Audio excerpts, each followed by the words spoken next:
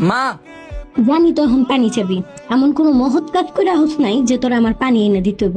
যা, নিজেরটা নিজেই না খা। ছোট ভাই। কেন মা বলছে শোনো নাই?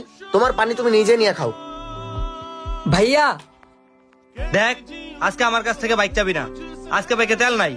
আর প্রতিদিন যে এত বাইক বাইক করস, নিজের টাকা দিয়ে একটা বাইক কিনে নিতে পারস না?